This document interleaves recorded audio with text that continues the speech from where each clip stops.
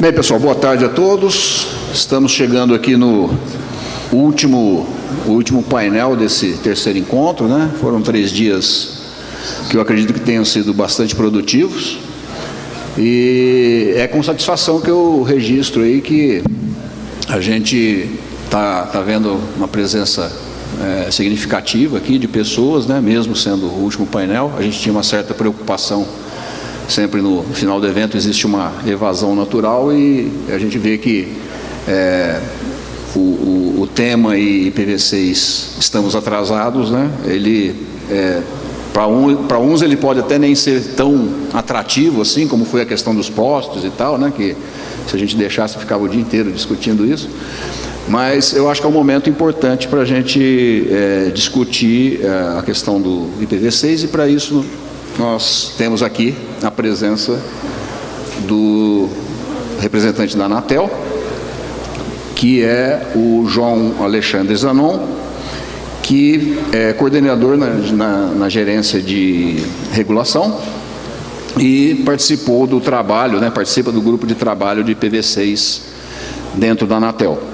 Então eu vou pedir que ele inicie as apresentações, depois o Antônio Marcos Moreira será o próximo e depois nós teremos aí um debate. A ideia aqui é fazer uma coisa bastante participativa.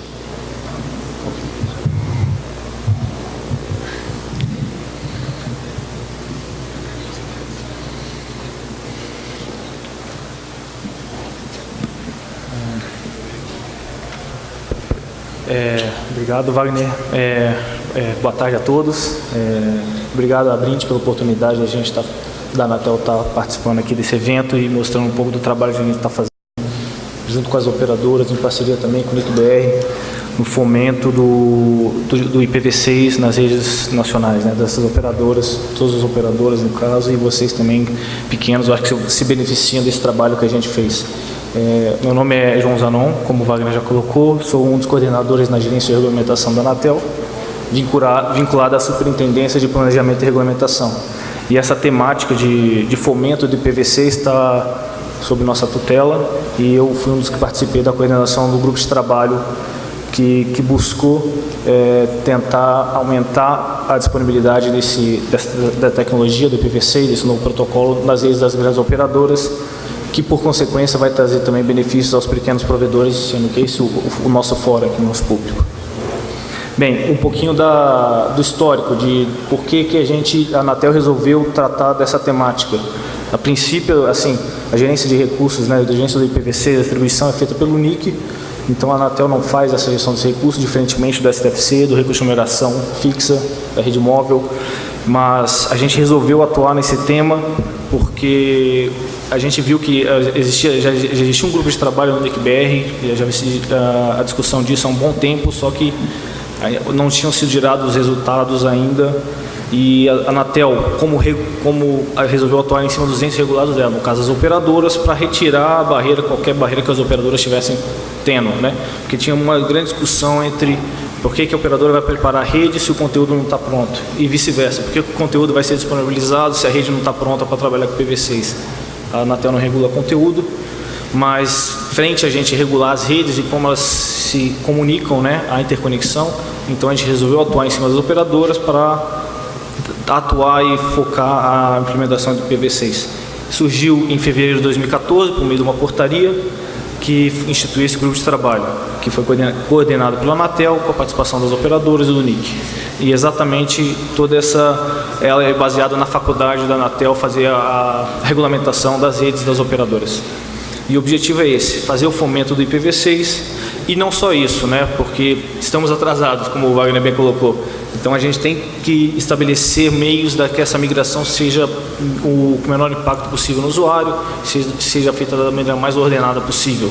Também foi, então, na verdade, a gente teve 2 grandes focos: trabalhar em cima dessa parte de migração e do fomento em si da disponibilização do IPv6 para todo mundo, tanto os usuários finais como vocês, pequenos provedores.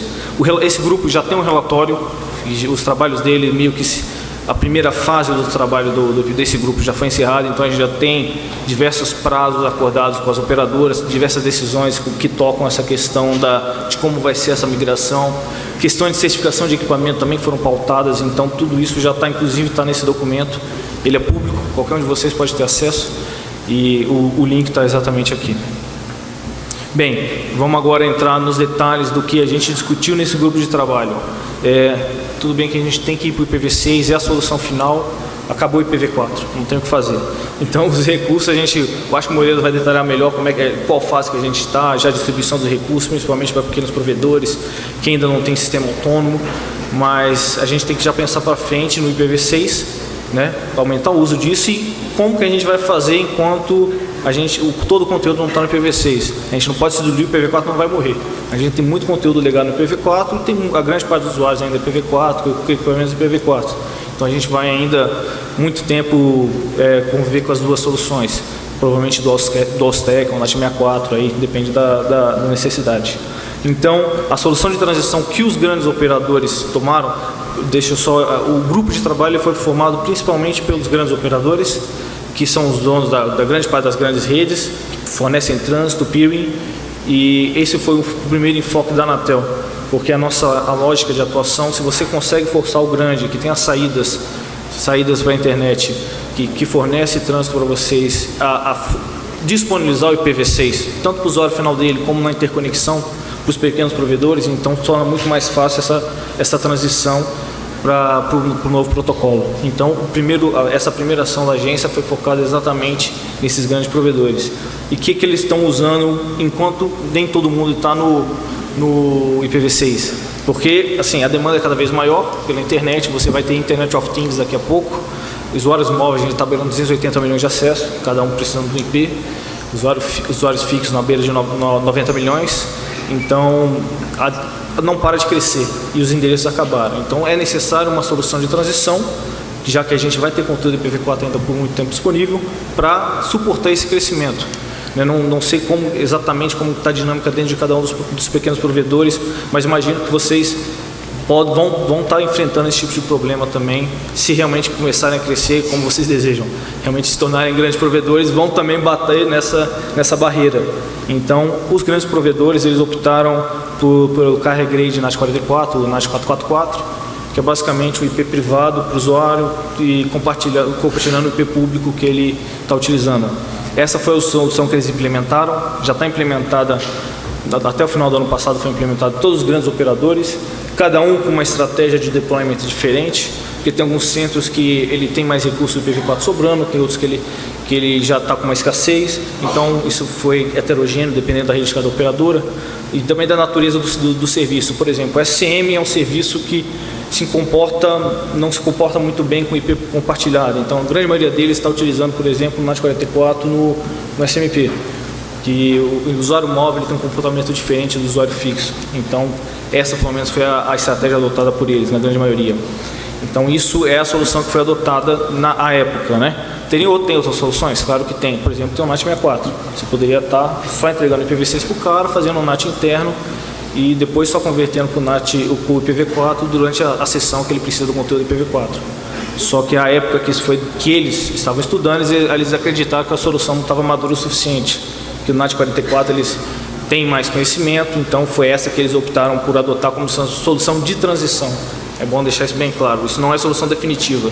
Você simplesmente adotar o NAT 44 não vai resolver seu problema. Resolve temporariamente seu problema de crescimento. Mas se você não for para o IPv6, você vai ter muitas dificuldades no futuro. Então, sempre com essa mentalidade, não como solução fim. Não, está resolvido o problema de escassez de IP. Não está. Você tem que ir para o IPv6, que essa sim é uma solução definitiva, robusta o suficiente para suportar o crescimento da operadora. Bem, essa foi a primeira parte do trabalho. Agora, em relação à disponibilização em si, que esse que é o objetivo final, você tem duas grandes metas que foram estabelecidas. Uma, a interconexão, que foi agora, dezembro de 2014, disponibilizar em todos os grandes centros. Essa é uma meta que a agência acredita que exatamente beneficia todos vocês, pequenos provedores. Então, se você quiser um trânsito, um peering com eles já deveriam nos grandes centros estar disponibilizando isso com o IPv6, não somente o IPv4, para que você depois possa disponibilizar para o seu usuário final também o IPv6. Essa foi a primeira meta que que já foi, inclusive já passou, né, dezembro de 2014. Então os grandes provedores nos principais centros já devem estar na interconexão disponibilizando isso. Já para o usuário final deles, foi julho de 2015, que eles vão estar com a meta de disponibilizar para os novos clientes. A base legada ainda, os clientes antigos vão poder pedir para também ter o IPv6 no Dualstack, só que todo novo cliente que for entrar na planta deles já vai vir com o Dualstack IPv6 público e IPv4 privado compartilhado por causa do CGNAT. Isso foi o que a gente definiu. Além disso, há uma exceção, como a gente falou, é só nos grandes centros, só que tem a parte negativa também. Então, e quem não tiver direito vai ficar só com o IPv4 compartilhado? Tem uma série de pontos negativos em relação a isso, que eu vou pontuar daqui a pouquinho. A gente definiu, tudo bem, você não vai oferecer IPv6 para o cara, então você pelo menos garante que ele vai ter um IPv4 público, para ele não ter os pontos negativos do NAT 44. Bem, em relação aos pontos de atenção, exatamente esses pontos negativos da transição, principalmente. O CGNAT 44, devido ao compartilhamento, por si só, isso já na quebra de sigilo dos dados telemáticos no caso, ele traz uma série de desvantagens. Como você tem um compartilhamento do IP, a identificação única do alvo, vamos dizer assim, ele não tem mais como ocorrer. Você precisa de outra informação, no caso é a porta da porta TCP ou do IP que foi utilizada na sessão. Então, se você vai implementar o CGNAT 44, você tem que fazer a guarda da porta, porque senão você não vai conseguir atender as solicitações de quebra de sigilo.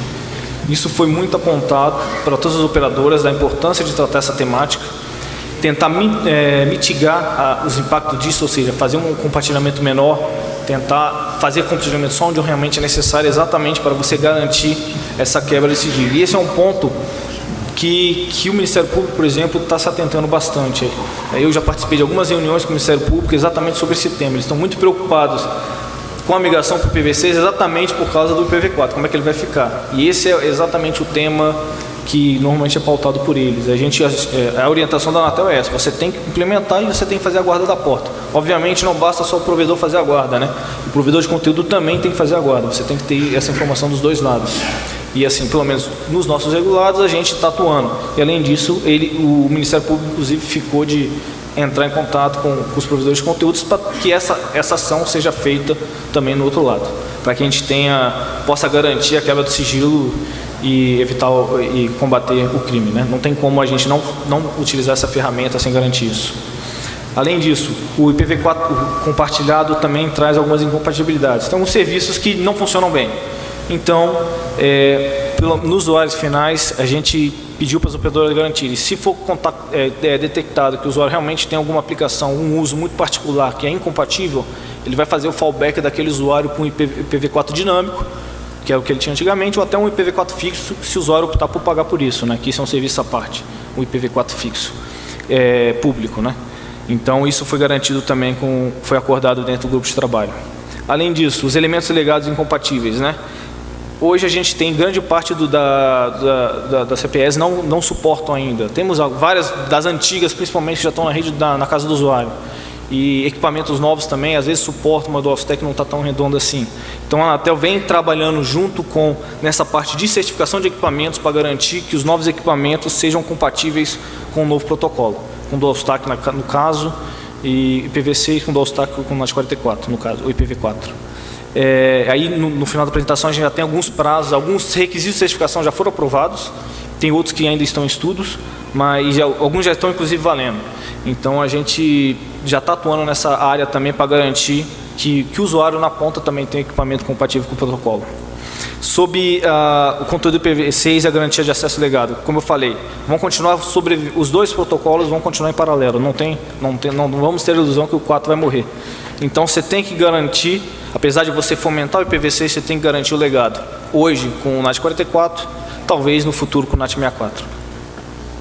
Bem, sobre a certificação, que é exatamente essa outra ponta que a gente falou dos equipamentos legados incompatíveis. Teve uma consulta pública em 2014, foi o número 13, do pessoal da certificação da Anatel, exatamente para levantar junto com os fabricantes quais seriam os requisitos necessários para garantir a compatibilidade com o IPv6. Isso foi discutido, não o fabricante, laboratório, o CGI também participou dessa discussão, e a gente tem alguns requisitos da certificação que foram feitos pela Anatel. Em 9 de 2014 eles foram publicados, tanto para Cable Modem DOCSIS e como para terminais móveis. Sendo que para Cable Modem eles já estão em vigor, já são exigíveis na certificação. O cara, se for certificar um equipamento novo hoje, ele tem que ser compatível com o PVCI, de acordo, tem que ser compatível com esses requisitos da agência. E os terminais móveis, o enforcement seria agora a partir de junho. A gente parece que teve algumas dificuldades, talvez seja prorrogado esse prazo um pouquinho, mas a expectativa é que no máximo até o final do ano isso também já esteja valendo para terminais móveis, o enforcement, ou seja, qualquer equipamento móvel hoje, no caso no final do ano, que for certificado, ele vai ter que ser compatível com o Dual Stack PV6. E por fim, banda larga fixa, a grande maioria é a ADSL, né? Também tem Cable Modem, Cable Modem não, é fibra no caso, vai estar englobado também nessa parte de requisitos. Está em estudo ainda, porque não está tão pacífico quais seriam as RFC que a gente vai precisar exigir nesse caso. A previsão é de publicação desses requisitos em janeiro de 2016 e provavelmente vai ser exigido no final do ano. Esse link aqui tem exatamente quais são os requisitos que são exigíveis para cada um desses equipamentos que o fabricante vai ter que fazer. Bem, esses são os principais temas que eu queria tratar e demonstrar a preocupação da agência com esse fomento e explicar o foco dessa atividade, primeiro nos grandes provedores, mas de qualquer maneira, como a gente tenta garantir, acordando com as operadoras, a disponibilização na interconexão, isso também vai ajudar no fomento do PV6 nos pequenos provedores. Ok? Obrigado e à disposição para perguntas.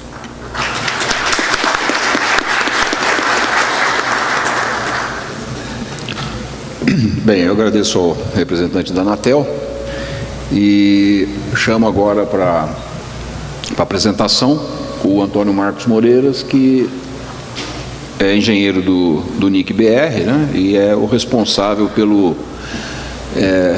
pelos projetos de incentivo à adoção de PV6 no Brasil. Bom, senhores, boa tarde. Realmente é legal ver o número de pessoas aqui, né, que ficou para a palestra. Eu não tenho bem certeza se foi por causa desse assunto. É que tem uma palestra 2 itens depois, né, uma palestra que chama Coquetel. Parece interessante também. Eu fico meio na dúvida se foi por causa do IPv6, mas vamos lá, né? Foi por causa do IPv6, gente, né? Interesse total no tema, a coisa vai para frente. Então, para quem não conhece o NIC-BR, se tem alguém que não conhece, um segundinho para falar aqui o que a gente é, né? Nós somos uma entidade privada ligada ao Comitê Gestor da Internet no Brasil. Então, o Registro BR é até um nome mais conhecido ainda que o NIC-BR. Registro BR cuida dos domínios.br. O CERT-BR é um grupo de coordenação de tratamento de incidentes de segurança a nível Brasil. O CETIC cria pesquisas faz pesquisas a respeito do uso da internet no país e publica isso. O CEPTRO é a área onde eu trabalho. A gente tem alguns projetos ligados à infraestrutura da internet, projetos de disseminação de tecnologias. O PTT, a maior parte de vocês já conhece. Temos também lá o escritório do W3C Brasil, né? E nós somos ligados ao Comitê Gestor, que é um conselho criado pelo governo que cuida diria que é um dos principais atores da governança da internet, da coordenação da internet no país. É um conselho multi-stakeholder, quer dizer, ele tem a participação tanto de representantes do governo, quanto de representantes da sociedade civil, incluindo representantes, por exemplo, de provedores, de empresas usuárias da internet, da academia, entre outros setores. Bom, vamos entrar no tema aí, que é o IPv6, e já pulou meu slide, acabou com a minha piadinha aqui, que coisa. IPv4, para quem não sabe, acabou. Aí eu ia perguntar aqui quem é de São Paulo, né? Aqui, quem é de São Paulo? Tá. Os outros são de fora? É isso? Vamos ao contrário para ver se tem gente dormindo. Não estou enxergando direito por causa das lâmpadas aqui. Quem é de fora de São Paulo? Nossa, tem bastante gente. De fora do estado de São Paulo, é isso? Ou de fora da cidade? De fora do estado. Nossa, tem bastante coisa, a maioria. Então a piadinha da moda aqui em São Paulo é essa, né? Isso é esgotamento de IPv4. Está igual isso é uma foto das nossas represas, de uma das nossas represas aqui, que abastece a minha casa lá, tal. Infelizmente, ela está um pouquinho seca, um pouquinho abaixo do nível normal de uso dela, né? Agora, na época de chuva, está se recuperando, tal, mas ainda não chegou no nível zero, ainda não chegou na cota zero. Ainda tem água na minha torneira em casa? Tem. Em alguns horários tem, né? Assim, o pessoal está usando um negócio chamado volume morto, que era uma espécie de reserva técnica, que é a reserva de água que está abaixo do nível da comporta, né? E daí o pessoal arranjou um jeito de tirar essa água lá e está na nossa torneira, né? E a gente de vez em quando fala que vem água flavorizada, novo serviço, água sabor barro hoje, água... Mas assim, tem água, né? Não podemos reclamar. O esgotamento do IPv4 é muito parecido. Quando a gente fala acabou o IPv4, acabou ano passado. Aqui no Brasil, no LACNIC, na região da América Latina, acabou. Quando a gente fala que acabou, não significa que chegou lá no zero, né, que está na terra seca lá. Tem uma pequena reserva técnica, que é uma reserva para o esgotamento gradativo, né, foi uma reserva planejada, é pequenininha mesmo. Então, olha... Esse é o gráfico que mostra o esgotamento histórico do esgotamento dos IPs, dos estoques de IPs das diferentes regiões. Para quem não sabe, a distribuição dos IPs, ela tem uma função central na internet que se chama IANA, que cuida disso, e daí tem 5 organismos, 5 entidades regionais que fazem a distribuição e tem algumas entidades nacionais.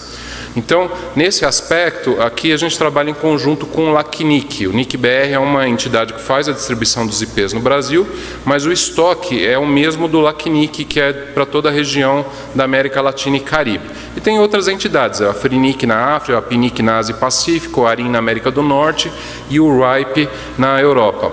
Aí vocês veem pelo gráfico aqui o esgotamento. Vocês veem aqui que nenhum deles chegou no zero absoluto, mas chegaram nessas linhas vermelhas aqui. O que são essas linhas vermelhas? Foram a quantidade que as diferentes regiões separaram aí como esse estoque aí do volume morto, aí, como esse estoque técnico aí para o esgotamento. Então, o único que não chegou ainda, bom, o ARIN, que é o da região lá da América do Norte, ele está em vésperas de chegar aí no esgotamento, né? Os demais, o único que não chegou ainda foi o AFRINIC, que vai ter um estoque ainda por algum tempo. Os demais chegaram na linha vermelha, né? E daí você vê que muda o rate aqui de esgotamento quando chega nessa linha vermelha, né? Por quê? Porque mudaram as regras. Tem só aquele estoquezinho final, tem que fazer um certo racionamento, certo? Então, como que é esse racionamento aí, entre aspas, né, dos IPs? Como que é esse estoque final? Quanto que foi guardado para essa reserva? 1/10 para o LACNIC inteiro, né? Então, dividir em 2 pedaços. 1/10 dá uns 2 milhões de IPs, aí, se eu fiz as contas direitinho. Dividido em 2/11. Né? A gente está distribuindo o primeiro /11. Qual que é a regra para distribuir esse primeiro /11? Qualquer um pode ainda ir lá no NIC-BR, no registro BR ou no LACNIC e pedir um bloco de IPs a mais. Só que só pode pedir, o tamanho máximo é 1/22. Então, para as operadoras que participaram lá do grupo de trabalho lá que o Zanon se referiu, para as operadoras grandes que funcionam aí como grandes provedores, 1/22 não é nada. 1/22... para elas não adianta pedir isso daqui, que não vai resolver a vida de ninguém, né? São 1000 IPs, 1024 IPs. Agora, para uma empresa, ou para um pequeno provedor, ou para uma empresa que está com a rede crescendo muito pouco, ou não crescendo, pode ser ainda que esse /22 dê um fôlego. Dê ainda para você continuar operando com IPv4 válido por algum tempo, né? E você pode pedir de novo mais um /22, mais outro /22 a cada 6 meses, até acabar esse primeiro /11. Tá? Não vai durar muito esse primeiro /11, mais de metade dele já foi embora, né? Quando chegar no segundo /11, quando acabar essa primeira metade do /10, quando chegar no segundo, aí só quem nunca pediu antes vai poder pedir. Então aquela empresa que não era um sistema autônomo, nunca teve blocos próprios, tal, ela pode chegar lá no registro BR e pedir até um /22, tamanho máximo, uma única vez, e não vai poder fazer pedidos extras. Então, essas daqui são as regrinhas de esgotamento do IPv4. E qual que é justamente o problema aí com a transição, né? O problema é que vocês têm que continuar crescendo como provedores, tem muita gente para conectar na internet, tem a internet das coisas, etc e tal, só que você não tem mais IPv4, né?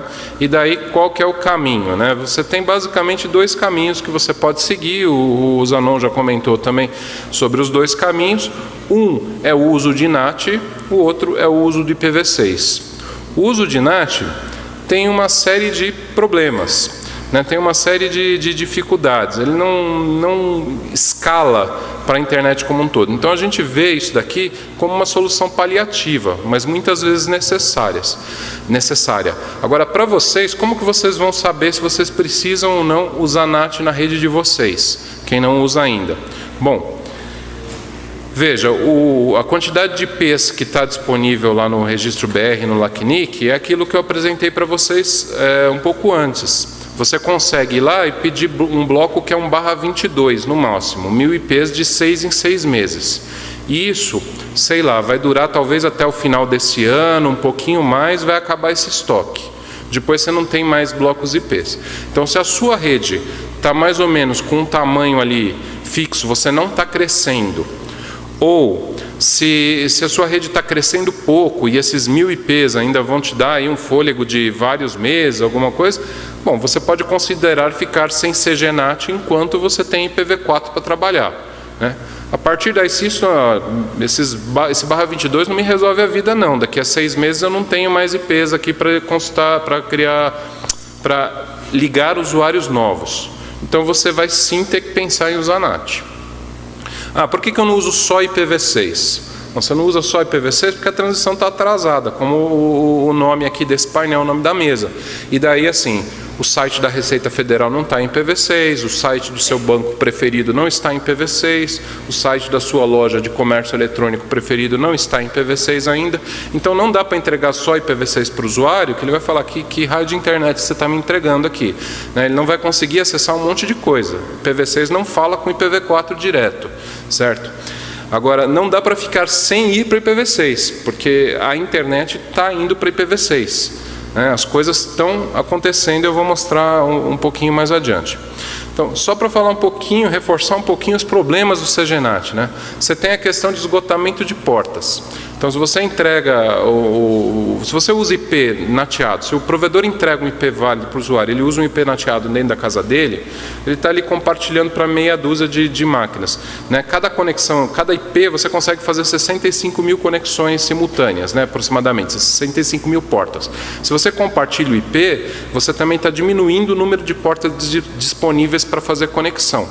Eu já vi casos na prática de um condomínio receber um IP do provedor, o provedor começou a usar a NAT, começou a dar um IP compartilhado e aquele condomínio compartilhava aquela ligação à internet para os condôminos e daí começa a falhar. Começa a falhar por quê? Porque não tem mais porta livre no NAT para fazer a conexão. O negócio foi compartilhado demais, aí você abre o Google Maps faz 30 conexões simultâneas para conseguir baixar os mapazinhos mais rápidos. Tem várias outras aplicações que fazem várias conexões simultâneas. Então, obviamente é contornável, mas tem que tomar cuidado. Tem a necessidade de log das portas, que o Zanon já falou, não vou repetir. Pode ser um ponto extra de falha na sua rede, o equipamento pode ser caro. Tem um problema adicional, que é o seguinte, o Zanon comentou do log das portas, né?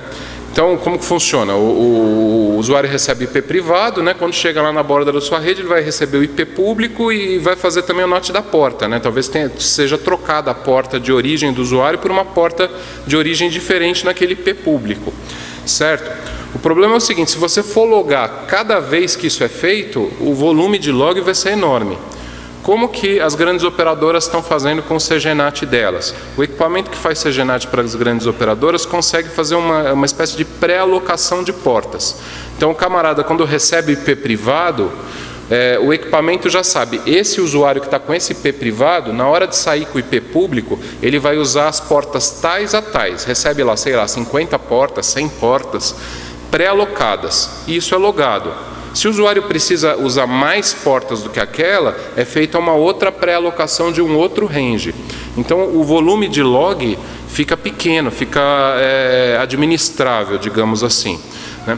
Eu não conheço ainda, aí você, talvez o Maia, aí alguém possa me corrigir se eu estiver errado, mas eu não conheço aplicações aí usadas por equipamentos usados por pequenos provedores que façam esse tipo de pré-alocação. Quer dizer, até onde eu sei, por exemplo, Linux não faz isso, com IPTapes, com coisa não consegue fazer isso, MikroTik acho que não faz isso, até onde eu sei.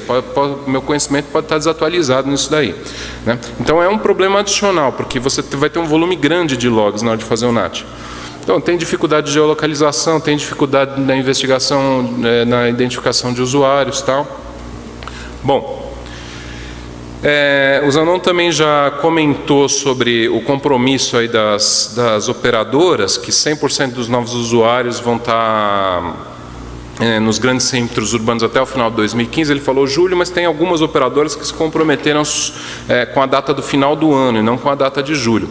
Mas o legal da gente ver isso daqui é que de fato isso está acontecendo, né? Esse gráfico que eu estou mostrando agora é um gráfico com dados do Google e de alguns outros provedores grandes. Tem dados do Apnic também, de alguns testes do Apnic. Mas basicamente é assim, o Google, ele já está, o Google, YouTube, todos os serviços do Google estão disponíveis em IPv6, em produção, já pelo menos desde 2012, né? Então o cara consegue medir qual a porcentagem de usuários que chega via IPv4, qual a porcentagem de usuários que chega via IPv6. Esses são os dados dos usuários vindos do Brasil, os usuários brasileiros do Google, né? Então, aí até o comecinho, até janeiro de 2015, o Google falava para a gente, 0,1% dos usuários chegam aqui em IPv6. Agora já está um pouquinho acima aqui, que esse screenshot é de abril, né? Já subiu um pouquinho mais aqui, está mais ou menos em 1,5%, um pouquinho para cima disso. Então a gente vê subindo. Por que a gente vê subindo? Basicamente, com outros dados aí públicos também a gente consegue ver quem que está fazendo em grande escala, que afeta esse tipo de medição. A NET, a GVT e a Telefônica. E não estão fazendo, inclusive, só para usuários novos, porque muitas vezes, quando eles trocam o equipamento de uma região para fazer o que eles se comprometeram a fazer, que é permitir que usuários novos se conectem, alguns usuários velhos, usuários antigos, que já têm CPEs compatíveis, que já estão ligados naquele mesmo equipamento, acabam já migrando também para uma conexão em dual stack, IPv4 mais IPv6, né? Então a gente vê que isso tem acontecido. Por que você, como provedor, tem que pensar em ativar IPv6? Por causa do fim do IPv4, em primeiro lugar. A internet, no médio prazo, no longo prazo, está migrando para o IPv6. No curto prazo, a gente fala, deixa o IPv4 lá, ou até tem que usar NAT para continuar usando o IPv4, já que a gente está atrasado, e põe o IPv6 também. Mas no médio prazo, no longo prazo, a gente fala de uma migração. A gente quer que a internet vá para o IPv6. E você pensa também em evitar, em minimizar os problemas do CGNAT, né? Porque se você colocar só CGNAT, aquilo lá vai crescendo. Seus usuários, o número de usuários vão crescendo, a quantidade de equipamentos necessários vai crescendo, o problema, né, da quantidade de logs vai crescendo, a possibilidade de ter problemas ali de conectividade também vai aumentando. E quanto mais tráfego você conseguir migrar para o IPv6, mais você evita os problemas do CGNAT, certo? Alguns grandes players já estão ativando IPv6, então só para falar, deu uma ideia de que banco não tem ainda, sei lá o que, governo poucos ainda tem e tal, mas grandes players têm. Então, YouTube está em IPv6, Netflix está em IPv6, Facebook está em IPv6, Yahoo, LinkedIn, Terra, UOL, Globo.com, com algumas restrições, mas tem IPv6. Então, assim, eu não sei qual a porcentagem do tráfego de vocês que só esses caras que estão no slide aí representam, mas eu chutaria que se sua rede é capaz de IPv6, ou seja, você entrega IPv6 para o usuário, se você conseguisse entregar IPv6 para 100% dos seus usuários, eu diria aí que uns 40%, 50%, talvez 60% do tráfego de vocês migraria para IPv6, porque esses caras estão em IPv6 e muito provavelmente, chutando aqui, né, 40%, 50% do tráfego de vocês estão indo para esses caras aí, né? Depois vocês me corrijam se estiver falando mentira aqui. Esse gráfico aí a gente vê dos top 1000 sites, a gente pega os dados do Alexa e vê os top 1000 sites, 17% deles aí, e uma reta crescente, estão com IPv6. Então, a adoção está lenta. Esses dois saltos aqui foram o World IPv6 Day, depois o World IPv6 Launch, né, que fizeram dois grandes saltos, e agora tem um crescimento um pouco mais lento, mais contínuo.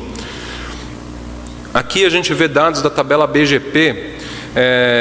A gente fez um levantamento olhando a tabela BGP global. A gente pegou quem são os fornecedores de trânsito dos AS brasileiros, e a gente listou os principais aí.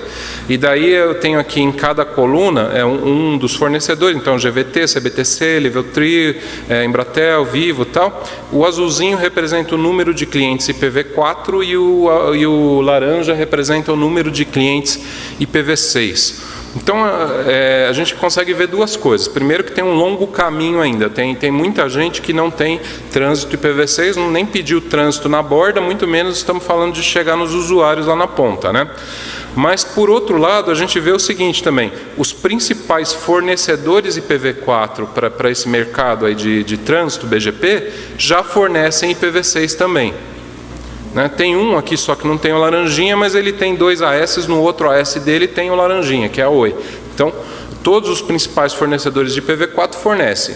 Ah, mas eu não consigo lá na minha região. Pode ter casos específicos que você não consegue ainda contratar trânsito IPv6 numa determinada localidade. Pode ter, né? Tem que apertar um pouco os caras, porque no core da rede eles já têm, e em várias localidades eles já têm disponíveis. E eles se comprometeram lá no grupo de trabalho da Anatel que isso estaria disponível em dezembro do ano passado. A gente consegue ver também um aumento de tráfego, o IPv6 no PTT, ainda é muito abaixo do IPv4, mas a gente consegue ver um tráfego crescente. Hoje, se você olhar o gráfico do PTT hoje, vai estar quase nos 10 GB aqui. Isso daqui também é um gráfico de abril, né? Servidores de hospedagem, a gente tem várias opções. E aqui para ir finalizando, né? Falando de mudanças, resumindo aí as mudanças que aconteceram no ano passado em relação ao IPv6. Então, uma das mudanças grandes do ano passado foi o final do IPv4 aqui na região. Então, a partir do meio do ano passado, realmente o registro BR acabou o estoque, chegou naquele estoque de segurança, mudaram as regras, ficaram muito mais restritivas, do jeito que eu expliquei no começo da apresentação. O Zanon falou do grupo da Anatel, né, que acabou resultando, vamos dizer assim, acabou se originando da falta de resultados das conversas que a gente estava tendo lá no NIC-BR. Eu vejo já de um jeito diferente, né? A gente vem tendo realmente conversas com vários players no NIC-BR há muitos anos, e realmente a gente não conseguiu chegar num documento igual a Anatel chegou, com compromissos de datas e cronogramas. Mas algumas coisas, teve outros, vamos dizer assim, spin-offs ali do grupo de trabalho do NIC-BR no ano passado que tiveram bons resultados, né? E eu vejo assim como em parte pelo menos como fruto do nosso trabalho. Quer dizer, a Febraban, por exemplo, ano passado criou também um grupo de trabalho para discutir IPv6. Eles planejaram um teste piloto, escolheram lá 2 bancos para fazer o teste piloto, pediram trânsito, subiram sites de teste, fizeram vários testes, apresentaram os resultados no Fórum IPv6, no evento que a gente fez no final do ano passado. Os testes foram bem sucedidos, né? Não tem um cronograma, mas a gente sabe que a maior parte dos bancos agora tem um projeto interno de implantação de IPv6. Já tem alguns rumos, porque algumas coisas já foram definidas, ou os testes que a Febraban realizou ajudaram a definir alguns rumos aí para isso. Uma outra coisa interessante que aconteceu no ano passado foi um planejamento feito pelo governo federal.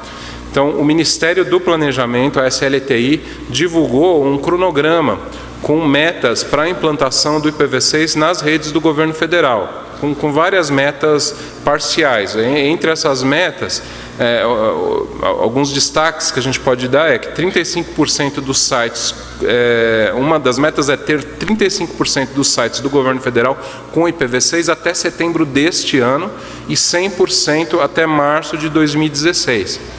Então, isso não foi assim tirado da cartola. O pessoal fez um levantamento dos ativos de rede para ver o que já suportava, o que não suportava, viu necessidade de treinamento.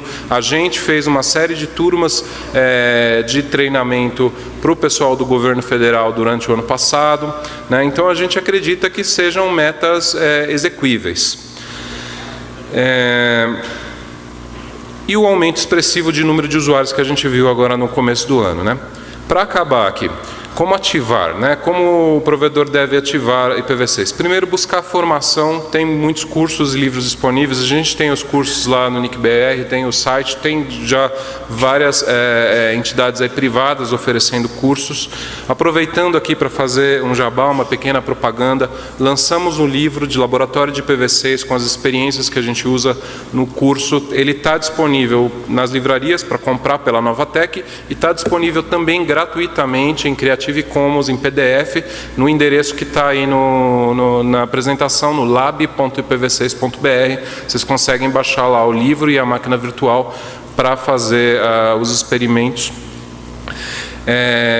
Uma vez que você tenha algum conhecimento técnico, solicitar o bloco, solicitar a ativação com o provedor de trânsito, fazer testes internos, depois escolher grupos de trabalho, grupos de usuário, algumas regiões e começar a ativação. E o desafio vai estar onde agora? Onde que vai estar a pedra no sapato de vocês ainda? Na última milha, né? Em especial nos equipamentos dos usuários, nas CPEs, nos roteadores Wi-Fi, nos smartphones, né? A gente ainda tem muitos equipamentos que não suportam IPv6. A iniciativa da Anatel é interessante, de homologação, mas infelizmente a gente acha que não vai ter frutos a curto prazo. Por quê? Porque os equipamentos, eles têm, quando fazem a homologação lá na Anatel, essa homologação tem um prazo de validade grande, se eu não me engano são 2 anos. Depois você não me corrija se estiver errado.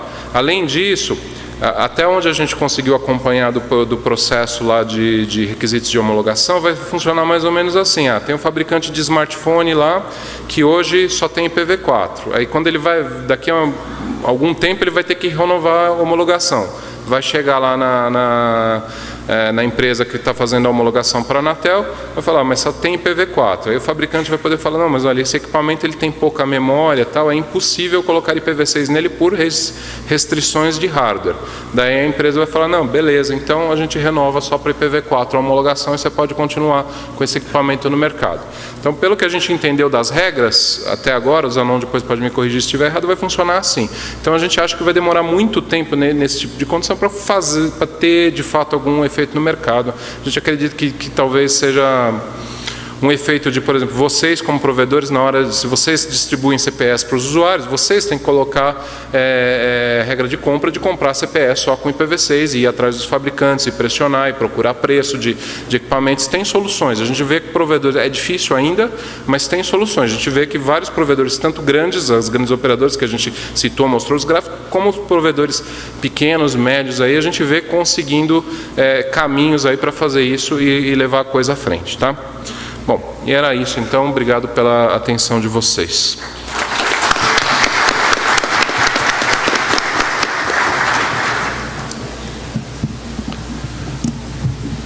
Bom, pessoal, apenas complementando aí uma coisa que o Moreiras falou, né? Lembrando que a gente está, então, digamos assim, na penúltima fase do esgotamento, né? Porque nós estamos no penúltimo /11 e a previsão desse penúltimo /11 é para fevereiro do ano que vem, talvez um pouco antes, né, de esgotar e aí a gente entrar no último /11, que é aí só para novos entrantes, né? Então, realmente, o título da palestra, já estamos atrasados, é porque já estamos atrasados mesmo. Bom, então eu vou abrir agora para os nossos debatedores aqui, né? Quem quer primeiro? Israel? Pode ser? Então, Israel Eu tenho questão para os dois. Na palestra da Anatel ali, eu vi que você falou sobre DSL, sobre imóveis. Eu queria saber se todo periférico que tiver IP será obrigado a ter IPv6 nas homologações ou só os equipamentos que tem DSL. Porque eu, por exemplo, eu compro o roteador, aqueles que pluga cabo de rede, né? E, assim, na nossa empresa a gente já está obrigando a comprar se tiver IPv6. Se não tiver, a gente já não compra. Então, eu queria saber isso, se já se é essa a regra mesmo. E do Moreira, se ele tem alguma ideia de quando que o tráfego vai ter mesmo um tráfego massivo. Vai ser 2017, pelo que eu vi ali, 2018 ou 2016 já, de sites já com IPv6, assim, tipo, que você possa falar que o IPv4 não seja necessário, mas que seja muito pouca utilização.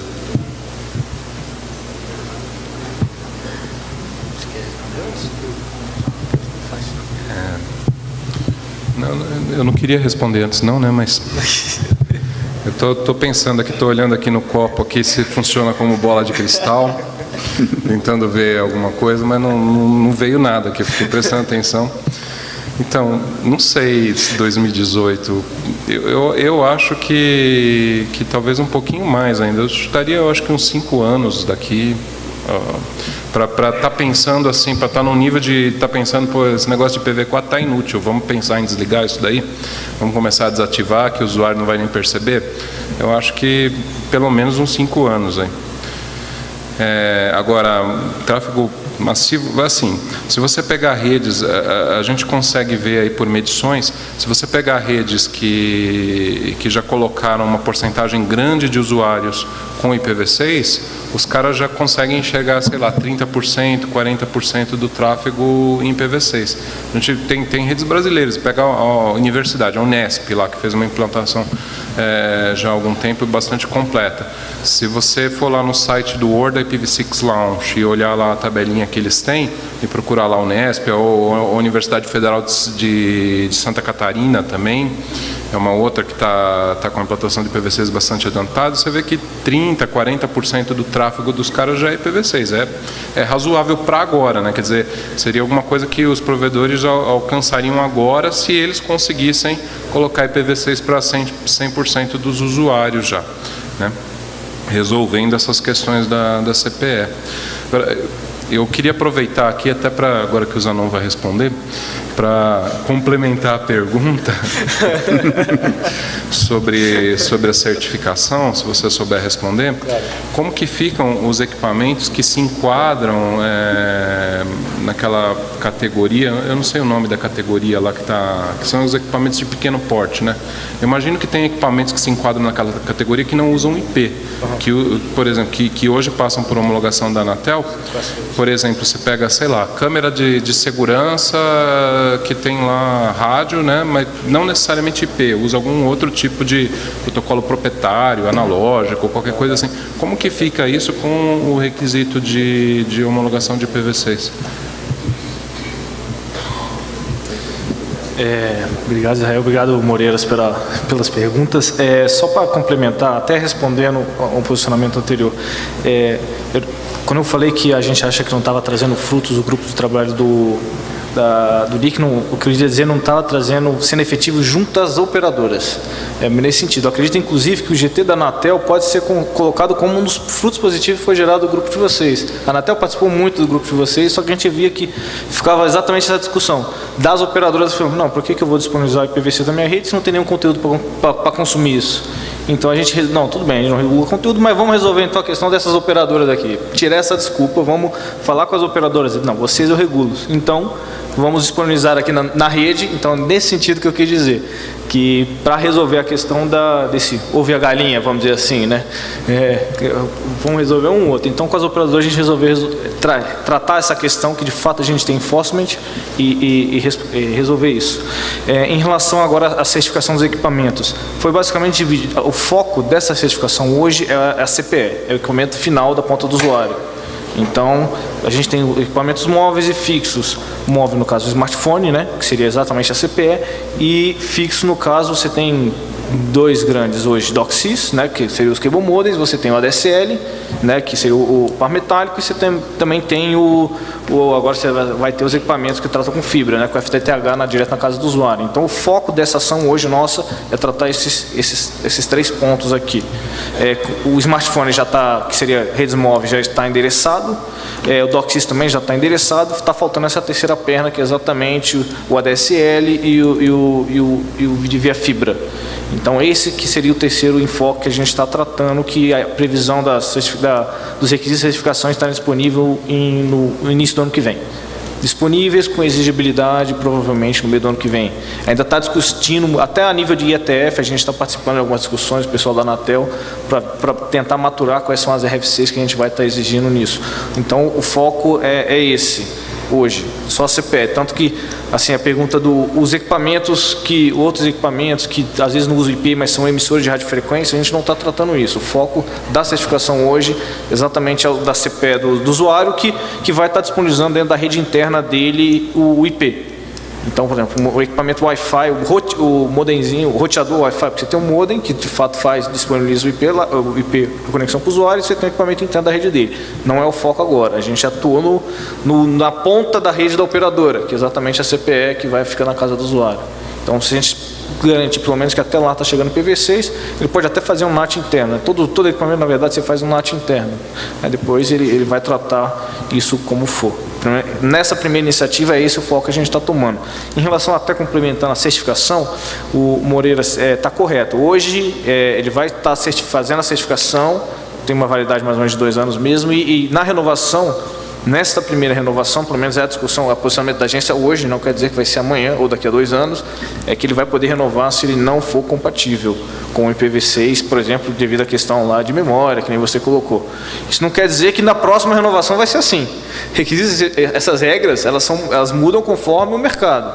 Então, isso pode ser considerado como uma regra de transição, inclusive, que você hoje o cara já tem um parque de equipamentos muito grande, o certificado dele está daqui a 2 anos e vai vencer, mas se ele foi emitido há 2 anos atrás, ele vai vencer agora, você já não vai renovar, ele está com todo o equipamento, todo um parque de equipamentos prontos, e ele não vai mais poder vender isso, porque não vai ter certificação da Anatel. Então é mais nesse sentido que a gente pensa nessa regra de transição. Mas a gente já colocou os requisitos hoje, é muito provável que os novos equipamentos que o cara vai estar fabricando, ele já vai pensar em IPv6. E você tem uma migração, os fabricantes estão a todo momento lançando novos equipamentos. O churning de celular móvel hoje em dia, por exemplo, é 18 meses. Então espera-se que os novos equipamentos, sim, de fato, já vêm, como a certificação manda, já vão vir de acordo com isso. E com o tempo esses equipamentos antigos ainda vão poder ser renováveis no posicionamento atual da agência. Não sei se isso vai mudar, quando isso vai mudar, mas é possível que mude, nada impede.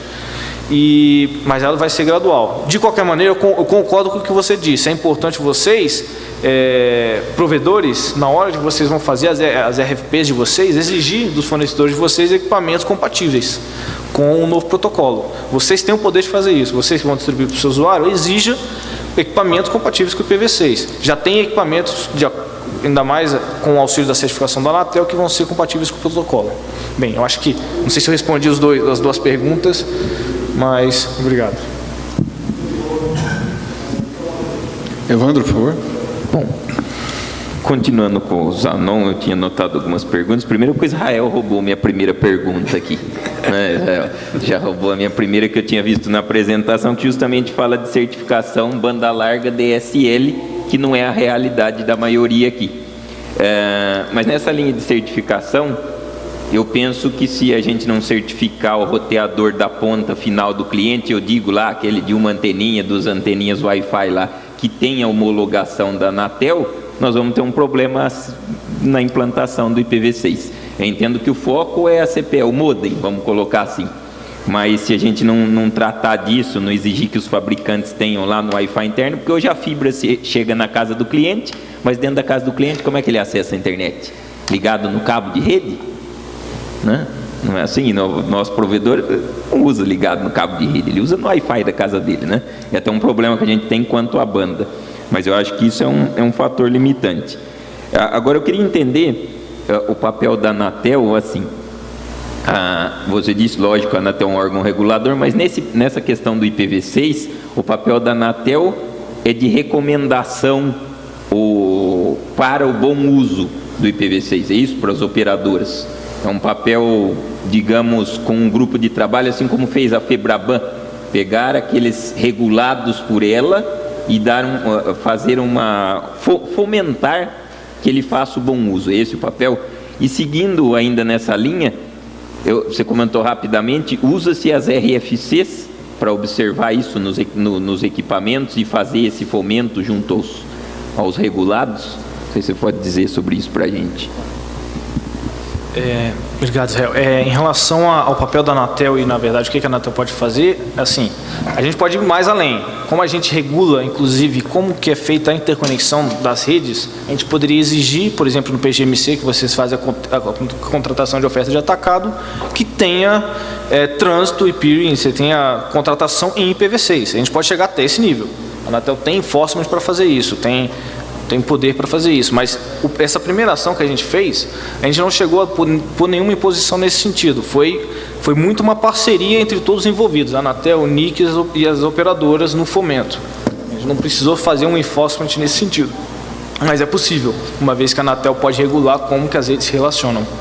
Apesar de a gente não tratar exatamente o IPv4 e IPv6, a gente trata a comunicação entre as redes, como elas se conectam. Então seria possível nesse sentido.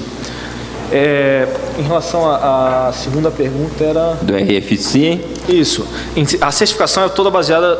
Os requisitos de certificação são baseados nas RFCs que a gente tem no IETF. Então a gente pega as RFCs, não só isso, também, por exemplo, no móvel a gente está usando também documentos do 3GPP, que são os fóruns que tratam equipamentos, né? Toda a parte normativa dos fabricantes são tratados por esses fóruns internacionais. Então a gente incorpora isso nos requisitos de certificação da Anatel. Então é isso que a gente faz. A gente não inventa protocolo, não inventa nada disso. A gente trata os standards que já estão no mercado, foram amplamente discutidos e pede na certificação. Essa que é a ideia. Só complementando em relação à questão do Wi-Fi, eu realmente acredito que depois a gente vai ter que tratar isso também. Qualquer equipamento que tem o IP, principalmente os roteadores, vão ter que ser tratados também a nível de certificação. Só que eu acho que hoje a gente não tem nem na ponta dos usuários, você ainda tem ele disponível. Então o foco realmente foi a primeira CPE. E hoje, por exemplo, que nem eu coloquei, você tem um IP público no modem do cara, internamente você tem a rede privada dele, com 192, 172, seja o que for. Então, hoje você poderia continuar dessa forma, você tem um IPv6 público na ponta do cara, internamente ele tem a rede interna dele, IPv4. Você não vai ter... O que é ruim disso? Você não tem aquela conectividade fim a fim que o Morelos colocou. Quando você tem o IPv6 até o equipamento do usuário, isso é muito mais transparente. Você elimina o NAT completamente da rede do cara. Porque que a gente nem coloquei na apresentação, mas tem a questão do prefix delegation. Essa foi outra exigência que a gente fez no grupo de trabalho. Onde for possível, o cara ele vai ter que vai ter que fazer o prefix delegation, que é basicamente o que talvez o Moreira depois pode complementar tecnicamente, que é você pegar um pool de endereços IPv6 e disponibilizar para o equipamento. Aí ele vai no equipamento fim, né, a TV do cara, o celular do cara, lá dentro da rede dele, até no futuro a geladeira do cara, ele vai ter um IPv6 público também, endereçável na rede. Então isso você elimina o NAT e traz uma série de vantagens. Tem algumas preocupações também que você vai ter que fazer também. Hoje o usuário leigo, ele meio que usa o NAT como firewall. Ele se aproveita dessa falta de endereçamento externo para impedir qualquer ação. A partir do momento que você tem o equipamento lá na ponta, endereçável na rede, ele tem que tomar um pouquinho mais de cautela com a questão nessa parte de segurança. Moreiras, eu ia também, já na sua apresentação, você esclareceu colocando alguns dos principais players que a gente usa aí, sites, Facebook, Google, que já estão em IPv6. Eu acredito, como provedor, que se isso, principalmente para os provedores onde a base de clientes é principalmente residencial, aquilo representa um percentual enorme da rede. O Israel está aí, pode depois complementar. A gente sabe quem tem GGC, que isso representa muito na nossa rede, principalmente quando ele é residencial. Então, portanto, se eles estão em IPv6, acredito, como você disse, que é grande. Mas eu queria te perguntar o seguinte, nas suas observações que você tem feito na rede, não sei se é possível, se você já tem percebido o uso crescente de carrier grade NAT. E deixar uma preocupação aí, porque eu sei que Juniper e Cisco já tem carrier grade NAT faz algum tempo. MikroTik tem carrier grade NAT? O Maia aqui, especialista em MikroTik. Você já tem observado isso? Por exemplo, nos celulares nós já estamos navegando, tem hora em 3G e 4G com carrier grade NAT? Depende do tamanho do tamanho do carrier. Depende do tamanho do carrier. Eu não tenho números disso daí não, Evandro, mas a gente percebe no dia a dia assim, um uso crescente. Quer dizer, cada vez mais a gente encontra redes e a gente vê que está usando NAT. Como que você vê isso? Por exemplo, no seu celular tem uma faixa de endereços específica, reservada, para usar no CGNAT, para usar no NAT da operadora, que é justamente para não colidir com aquelas faixas que a gente está acostumado a usar na empresa ou em casa. Então não é 10 alguma coisa, um 7.2 ou um 9.2, é o 100 ponto alguma coisa lá, 100 ponto, não é 100/8 não, mas é 100.10, acho, não lembro de cabeça a faixa. Mas aí você vê lá no seu celular que você recebeu um endereço 100 ponto qualquer coisa, tá usando NAT. Alguém está soprando aqui no canto aqui dos provedores, 100.64? 100.64, sopraram aí? Barra quanto? Sobre isso. Barra... Oi? Tem uma RFC que determina isso. Tem uma RFC que determina isso. Então, o pessoal está adotando isso porque, de fato, é uma ideia boa, que senão pode dar ainda conflito com o NAT que o cara já tem na casa dele, já tem na empresa dele, né? Então é fácil de vocês verem, dá uma olhada aí nas conexões de celulares, tem um monte de empresas já utilizando, principalmente em redes móveis, sim, NAT, em alguns casos também em redes não móveis. Né? Teve alguns e-mails que circularam esses dias aí na GTR, de um pessoal um pouco desesperado porque tinha mudado de endereço, pegado uma conexão aí de um provedor grande e daí tinha recebido o IP com NAT, e daí o cara estava desesperado porque ele tinha câmera de segurança, ele tinha não sei o que lá, ele tinha um monte de coisa que ele acessava tinha lá um DIN DNS, né, um DNS dinâmico e tal, e acessava reverso. E daí ele testou até uma outra coisa que foi discutida lá no acordo que as operadoras fizeram lá na Anatel, que foi a questão de você ter um fallback para IPv4 público em casos em que o usuário tenha problema com o CGNAT. Né? Ele testou isso e justificou, abriu um chamado na operadora, justificando que ele usava câmera de segurança, que usava não sei o que lá e tal, e ele conseguiu voltar a conexão dele para o IP público. Enfim. Antes de devolver para os nossos debatedores, queria saber alguma pergunta da plateia. Antes das perguntas, Maia, eu posso só adicionar o que ele perguntou? Não. Eu tenho uma estatística lá do meu provedor sobre o uso do IPv6. Eu devo estar com uns 30%, 35% de clientes hoje com IPv6 do Stack. E o meu tráfego para o PTT, tirando o Google e tirando a Akamai, está em torno de 10%. Então, se é 30%, você pode dizer aí que eu devo estar trocando o tráfego IPv6. Se eu tivesse 100%, seriam uns 30% do PTT já estaria em IPv6 hoje. Então, assim, eu acho que está crescente. Se você olhar do ano passado, acho que aumentou em 10 vezes o meu uso. É considerável, né? Eu não lembro em quanto está a tabela de V4 e V6, quantas mil rotas tem, Moreiras, lembra? As 1000 rotas já tem de V6. Qual é o tamanho do V6 em relação ao V4 na tabela de roteamento BGP? Se eu não me engano, está alguma coisa em torno de 50 mil versus 550 mil, alguma coisa assim. É 10%? É, por aí. 10%. Eu pediria que você se identificasse, por favor. Boa tarde, meu nome é Hugo, eu tenho um provedor no estado de Rondônia e nós fazemos hospedagem de serviços também, páginas e aplicações. E nós trabalhamos 100% em IPv4, nossos clientes e todos os serviços são IPv4.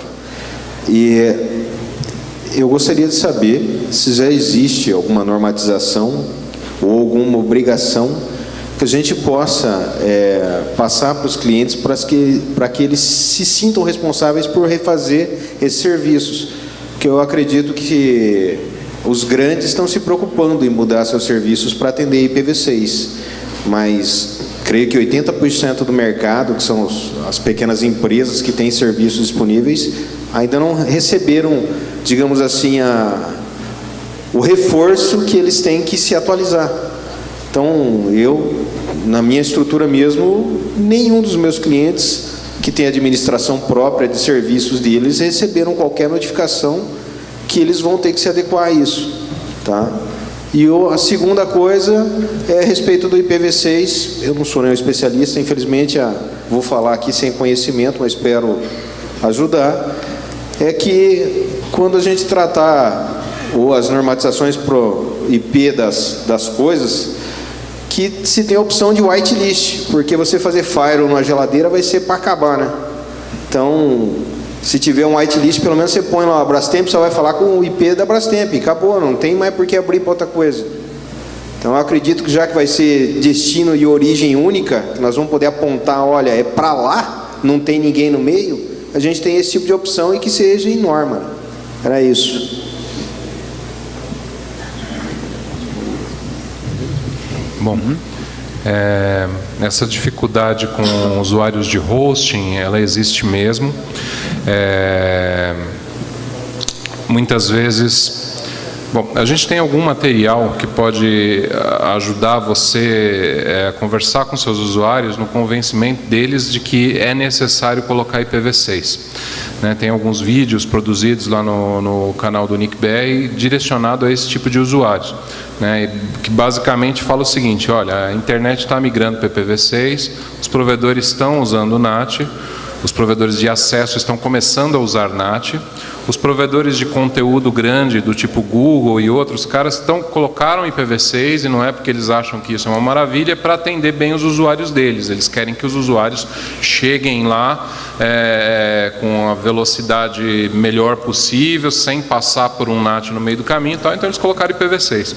Agora, tem alguns aspectos que a gente não aborda que são importantes, é o seguinte: muitas vezes o cara, de fato, ele tem que mexer no software dele, tem que mexer na aplicação dele. Algumas vezes, eu diria até que a maioria das vezes não, a maioria das vezes você coloca IPv6 no servidor, no Apache, no IIS, e a maior parte das aplicações vai rodar de forma transparente. Uma aplicação PHP, uma aplicação Java. Quais são as exceções? As exceções são as aplicações que fazem tratamento do IP literal para alguma coisa. Por exemplo, se a aplicação pega o IP e roda um software de geolocalização para fazer alguma coisa, ou simplesmente se a aplicação pega o IP e joga numa base de dados para armazenar um log a nível de aplicação, a base de dados lá do IPv4 tem lá um IP de 32 bits, a do IPv6 tem que ter um IP de um espaço maior, Então, tem exceções e tem aplicações que não vão funcionar sim, que daí você tem que ter um cuidado e o convencimento, e muitas vezes o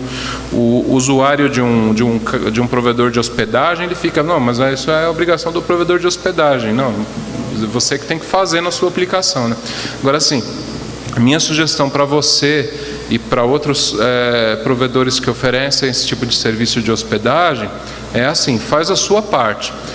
Disponibiliza IPv6 para ele num esquema de opt-in, Você coloca IPv6 na sua rede, se você tem lá um painel de controle, ou que se não for por painel de controle, por chamada, mas se tiver um painel de controle, coloca lá uma opção que ele pode clicar num negocinho e ele recebe IPv6 no servidor dele na hora que ele achar que é necessário. Então, você faz a sua parte, você prepara o serviço de hosting para suportar IPv6 e dá a opção para o seu usuário. Avisa ele, olha, eu tenho IPv6 disponível, na hora que você quiser ativar no seu hosting, você me avisa, E daí você já está garantido e você já vai estar atendendo bem o seu usuário, e a preocupação passa a ser dele de adequar o sistema dele, Enfim.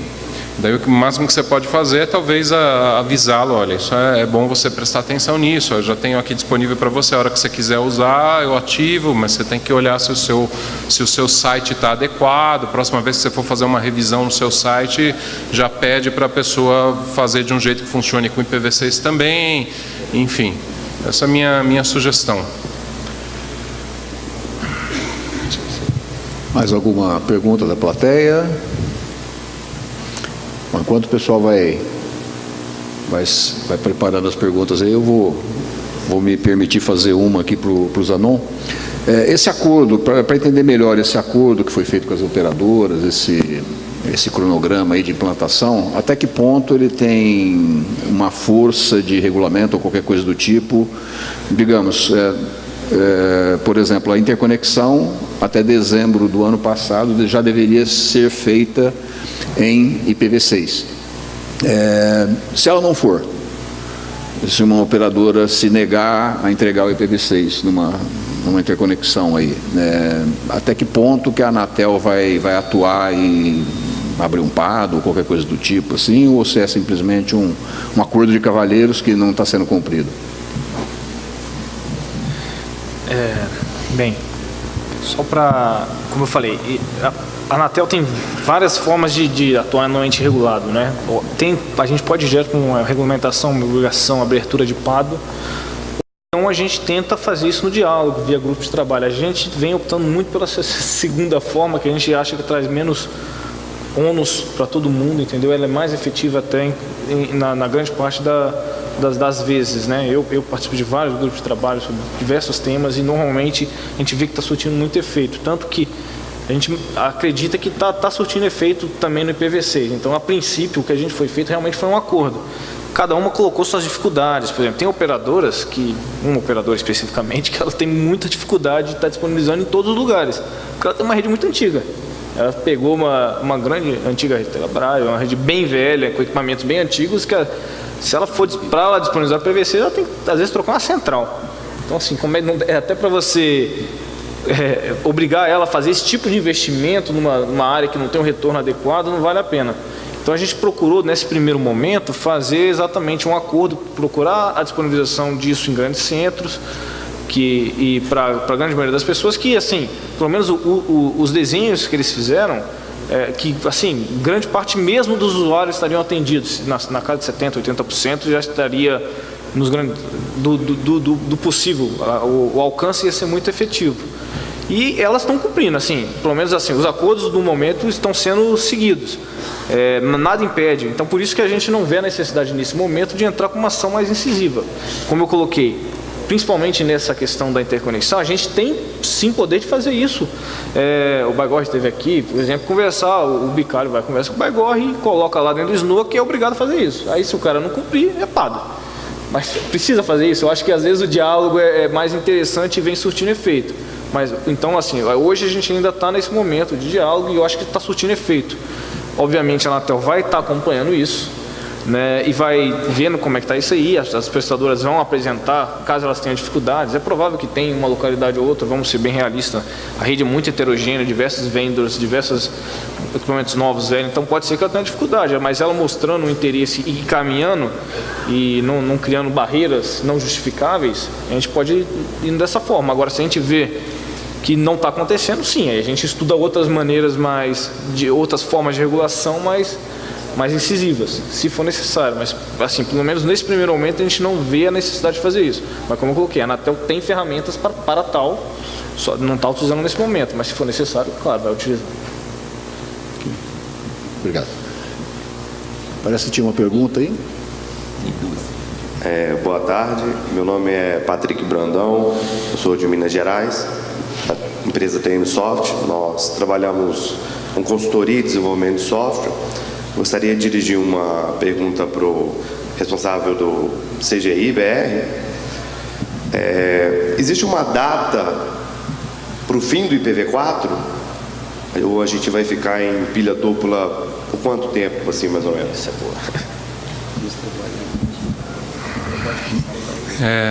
Vou olhar de novo na bola de cristal aqui para ver se tem alguma data.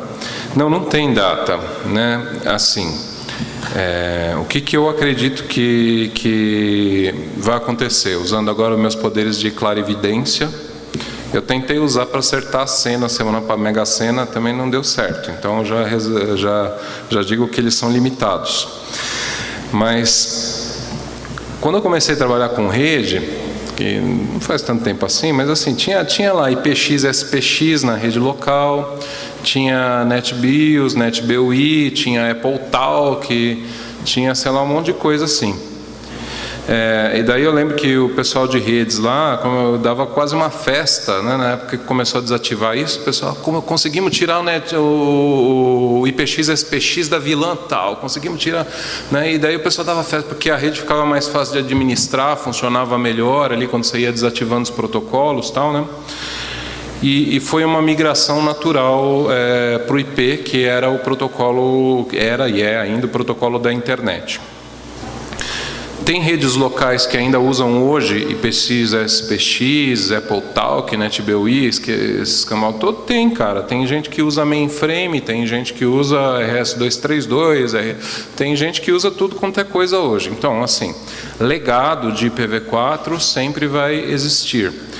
Principalmente se a gente falar de redes locais, de redes privadas, de redes dentro das corporações. Na internet, tem gente que é da opinião que também vai existir para sempre aí um legado de IPv4. A minha opinião é diferente, eu acho que vai acabar, vai ter uma linha de corte. Não tem uma data, não tem como você falar, regulamentar uma data, mas, por exemplo, o pessoal que conversou e bolou esses testes de World IPv6 Launch, World IPv6 Day, o World IPv6 Day era, vamos ligar o IPv6 por um dia e ver o que acontece. O World IPv6 Launch vimos que não aconteceu nada de errado, então vamos ligar o IPv6 para sempre agora, que foi quando o Google ligou, o Yahoo ligou e tal.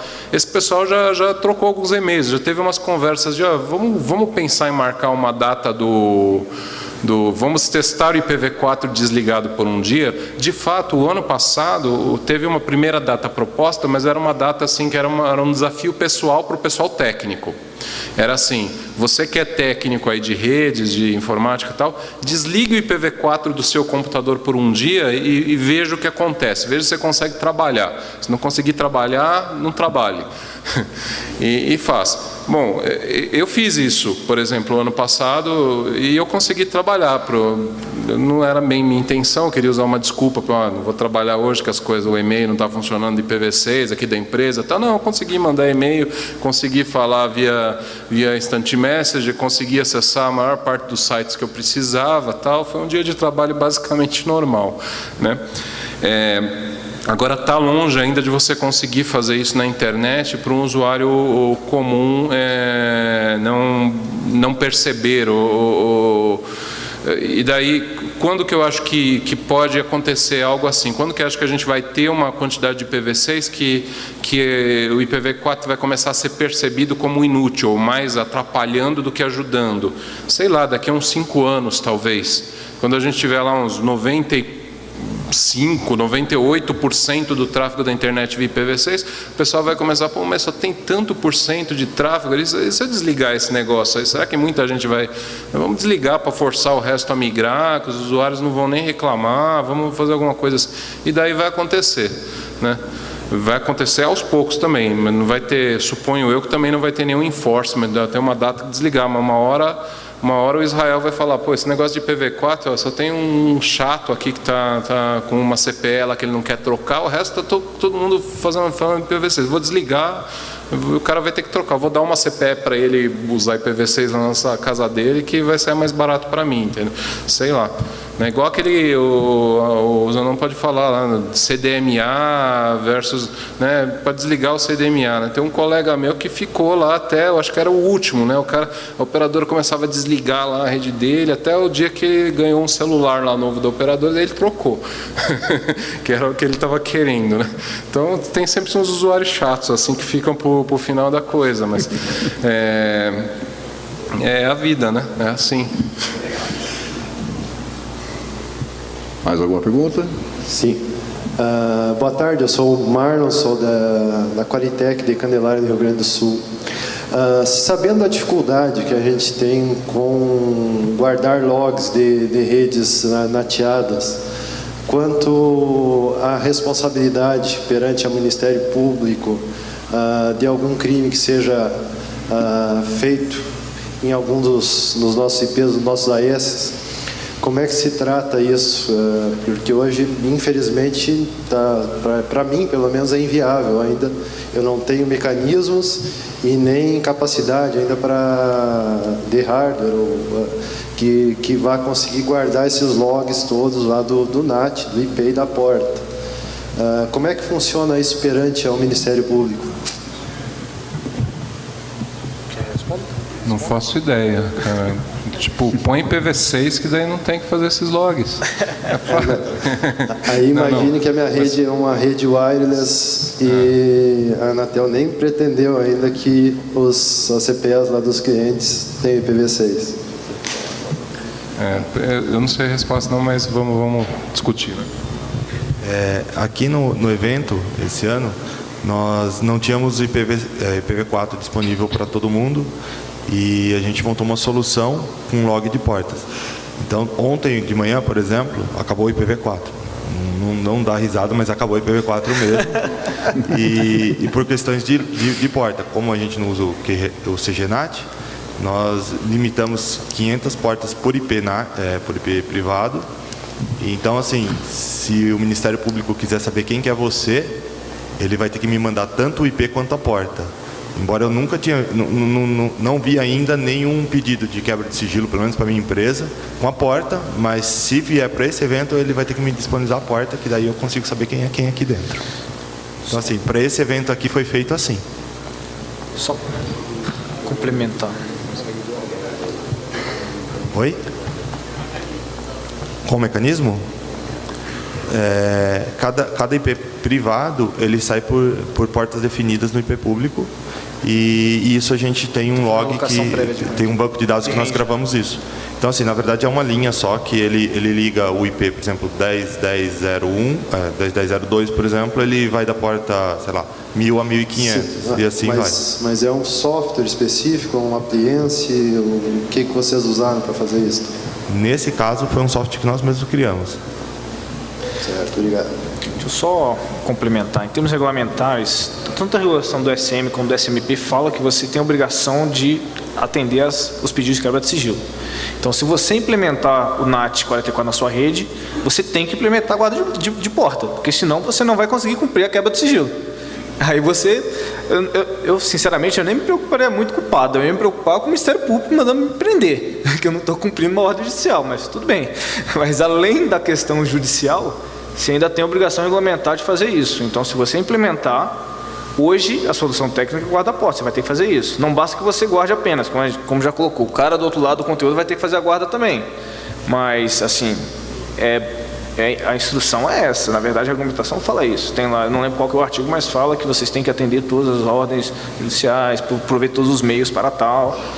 Então, eu entendo que seríamos cumprimento da regulamentação e possivelmente, logo por consequência, do cumprimento de uma ordem judicial.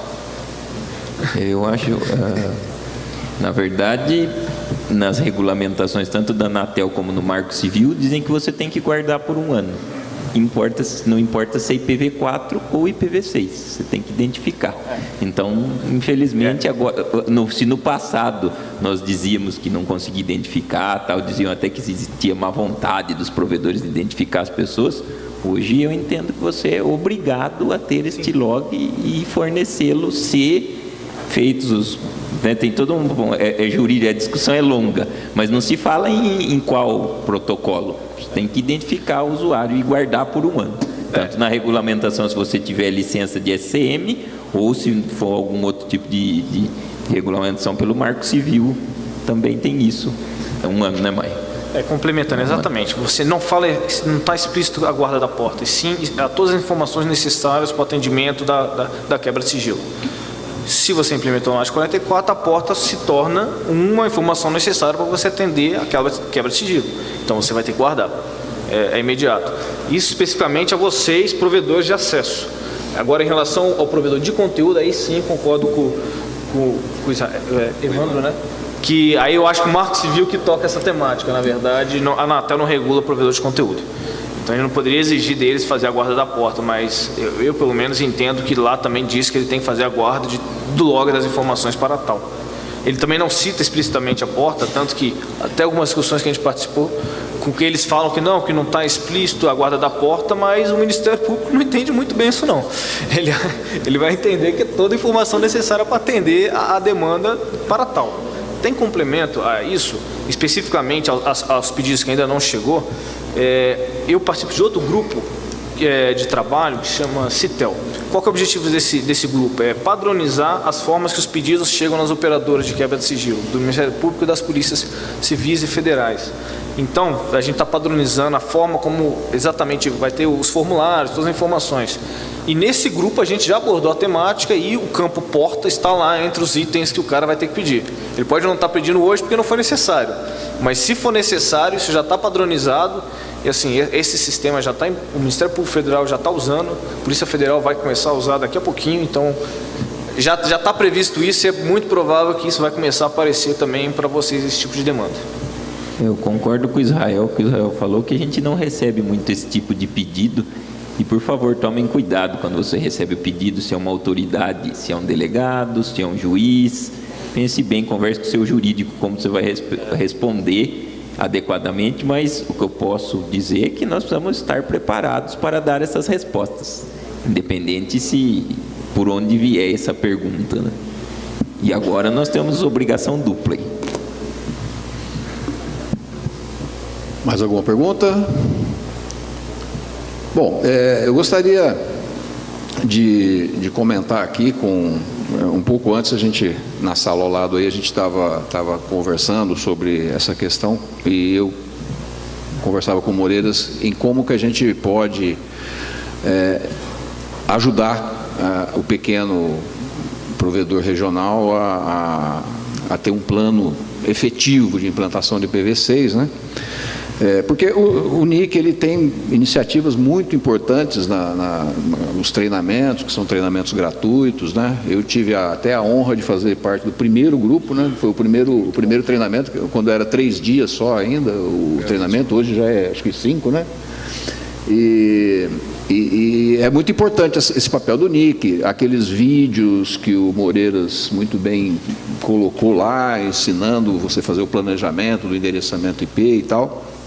E eu estava até comentando e sugerindo que a gente deveria, né, fazer um trabalho em conjunto, talvez, para fazer uma coisa um pouco mais efetiva, um pouco mais cartilha, um pouco mais passo a passo, desde o planejamento, né, de como que você vai dividir, distribuir sua rede e tal, pegando algum modelo médio de provedor aí, que atende aí 5, 10, 15 cidades, né?